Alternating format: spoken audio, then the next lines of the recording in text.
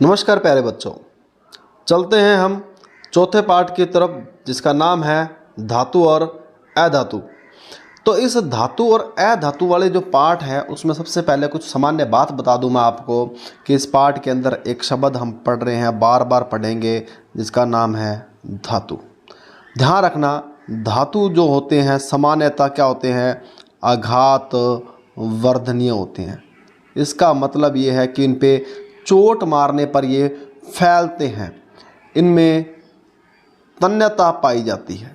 तन्यता जिसका मतलब होता है खींचने पर तार के रूप में बदल जाना। फिर सबसे इम्पोर्टेंट बात जो होती है ये होते हैं ध्वनिक। ध्वनिक का मतलब होता है कि इन पे चोट मारने पर ये टन की आवाज़ करते हैं। तो ये अगर बात आपको पता है तो इस पाठ को आसानी से याद किया जा सकता है। यानी वे पदार्थ जो आघात वर्धनीय होते हैं, तन्य होते हैं, ध्वनिक होते हैं, धातु कहलाते हैं। इसका उदाहरण देखें तो घर के अंदर लोहा है, सोना है, चांदी है, ये सभी क्या है, धातु है। और अगर इसके आगे लग जाता है अ का मीन बन जाता है यहाँ नहीं, यानी वे पदार्थ जो आघात वर्धनीय नहीं है, तन्यता नहीं है, ध्वनिक नहीं है, वे अधातु हैं। अगर ये परिभाषा आपको समझ आ गई तो अब हम पाठ को पढ़ना शुरू करते हैं। तो देखिए, हमारा पहला प्रश्न है, निम्नलिखित में किसको पीट कर। पीटने का मतलब होता है, ध्यान रखना, आघात वर्धनीय शब्द कहलाता है।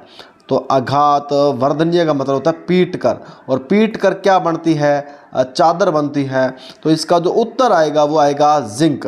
तो जिंक को पीट कर आप उसकी चादर बना सकते हो, लेकिन फास्फोरस यानी कि माचिस की तीली को पीट कर आप उससे चादर नहीं बना सकते। ऑक्सीजन गैस है जिसकी कभी चादर नहीं बनती। अब दूसरा प्रश्न जो है, निम्नलिखित में से कौन सा कथन सही है। सही है यानी कि सभी धातुएं तन्य होती है, ये नहीं, क्योंकि मरकरी एक ऐसा धातु है जो क्या है, जो हमें द्रव अवस्था में पाया जाता है। और तन्य का मतलब होता है उसे खींच कर, तन्य का जो मतलब होता है उसे खींच कर तार के रूप में बनाया जाए, यानी तार बनाया जाना, ये होता है तन्य। तो जब हम जिसे यानी जो द्रव है उसको खींचकर तार नहीं बना सकते, इसलिए ये हमारा उत्तर सही नहीं होगा। सभी अधातुएं तन्य होती है, अधातु तन्य कभी नहीं होती, ध्यान रखना। तो सामान्यतः धातुएं तन्य होती है, ये इसका उत्तर आएगा। सामान्यतः जो धातुएं होती है वो तन्य होती हैं। ध्यान रखना, इस उत्तर को दोबारा फिर बता रहा हूँ कि सामान्यतः तो धातुएं होती है वो तन्य होती है। कारण है कि मरकरी एक ऐसा द्रव है जो तन्य नहीं है। हालांकि सोडियम है, पोटेशियम है, ये भी तन्य नहीं है, लेकिन इस प्रश्न के हिसाब से मरकरी सही है। नेक्स्ट प्रश्न चलते हैं। अभी तक हमने जो भी किए बहुत आसान थे, और हमारा ये प्रयास है कि आपके अधिकतम अंक परीक्षा में आए। और इसके लिए एक छोटी सी गुजारिश है, अगर आपने इस वीडियो को सब्सक्राइब नहीं किया है तो इस वीडियो को सब्सक्राइब कर लें, और इस वीडियो के अंत में कमेंट ज़रूर लिखें कि आपको वीडियो में क्या कुछ नहीं समझ में आया, या जो समझ में आया उसके लिए अच्छा लिखें। तो बढ़ते हैं, रिक्त स्थानों की पूर्ति कीजिए। रिक्त स्थान में ध्यान रखना, फास्फोरस जो होता है वो बहुत ही क्या है, याद रखना, इसका उत्तर जो है वो है क्रियाशील। जो फास्फोरस है वो बहुत क्रियाशील अधातु है, ध्यान रखना, जो क्रियाशील अधातु है। दूसरे प्रश्न की बात करते हैं, धातुएं, यानी अगर मैं बात करूं एक लोहे की तार की बात करूं, तो लोहे की कोई तार हो या लोहे का कोई बर्तन हो वो हमेशा गर्म हो जाता है। इसलिए जो धातुएं होती है वो ऊष्मा की और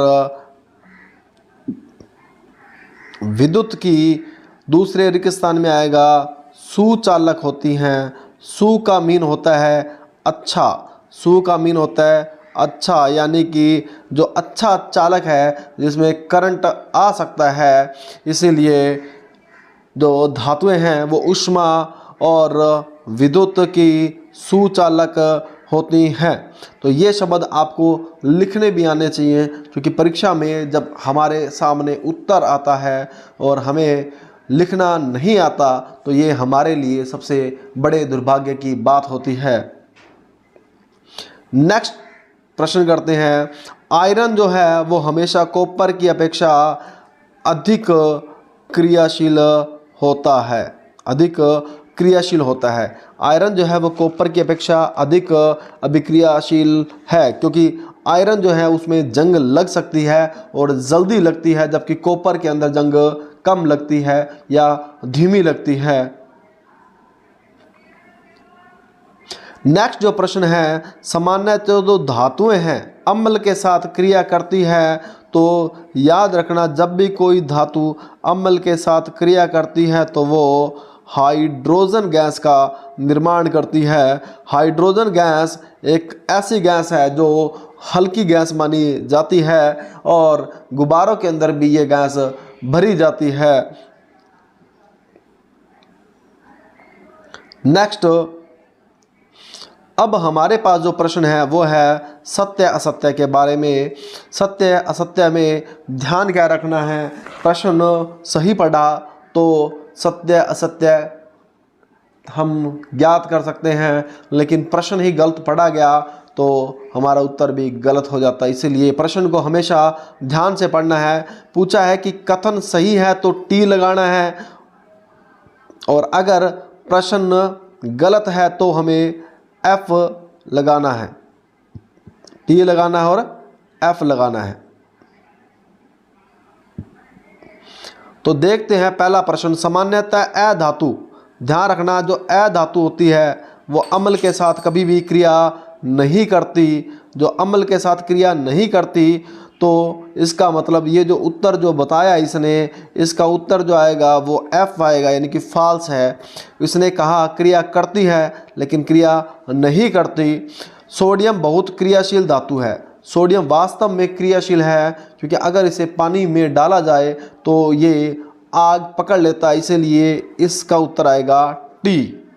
अब तीसरा जो प्रश्न आता है हमारा, उसमें लिखा है कॉपर और जिंक सल्फेट के विलयन में, जिंक सल्फेट के विलयन में जिंक विस्थापित करता है, तो इसका भी आएगा एफ, क्योंकि कॉपर जो है वो कम क्रियाशील है। कॉपर जो है वो कम क्रियाशील है। कॉपर जो है वो कम क्रियाशील है, किससे? आयरन यानी लोहे से और जिंक से, इसलिए कभी भी उसे विस्थापित नहीं कर सकता। चौथा जो प्रश्न आता है, कोयले को खींचकर, आपने हमेशा आपके घरों में लकड़ी जलती है, तो लकड़ी जलने के बाद जो कोयला बनता है, क्या आपने कभी उसे खींचकर देखा है? अगर खींचकर देखा है तो आपने महसूस किया होगा कि उसकी तार कभी नहीं बनती, जबकि ये कहते हैं कि तार बन सकती है। तो इसका मतलब ये किताब के अंदर उन्होंने गलत लिखा है, इसलिए हमारा उत्तर क्या हो जाएगा? एफ, यानी कि फॉल्स हो जाएगा।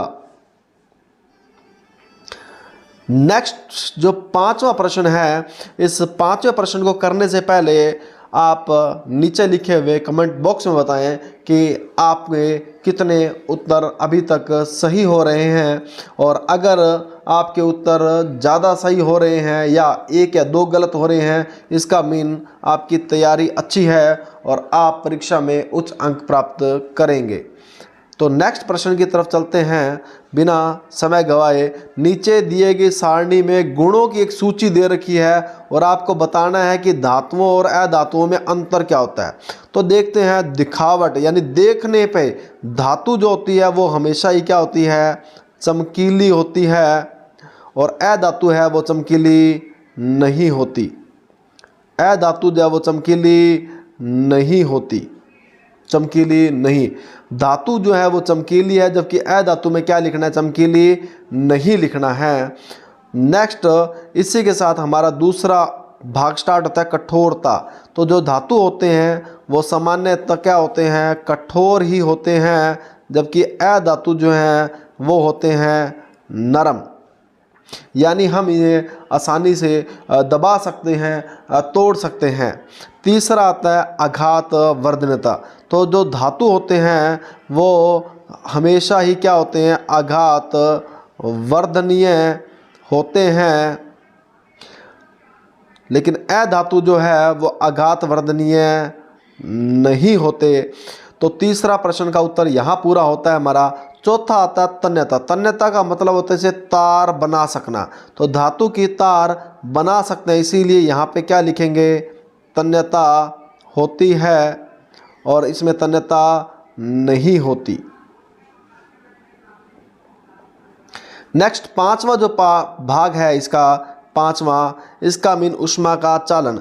तो धातु जो होती है वो ऊष्मा का चालन हमेशा ही करती है, जबकि अधातु जो है वो नहीं करती। छठा जो होता है विद्युत का चालन। तो विद्युत का चालन जो है वो धातु जो है वो अधिक करते हैं, यानी कि धातु जो है विद्युत का चालन करता है, और ये अधातु जो है वो नहीं करता है।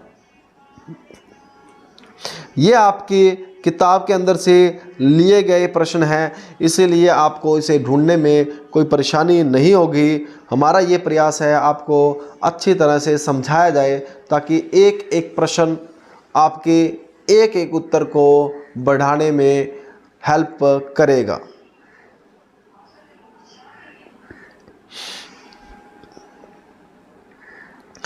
अगर अभी तक आपने इस चैनल को सब्सक्राइब नहीं किया है तो चैनल को तुरंत सब्सक्राइब कर दें और बेल आइकन के बटन को दबा दें, क्योंकि 4 तारीख को जो परीक्षा होगी उसमें से अधिकांश जो प्रश्न हैं वो इन्हीं के अंदर से आएंगे, और आप जब पेपर देखोगे तो पेपर के जो पहले ही प्रश्न होंगे उसे देखते ही आप खुशी से झूम उठोगे।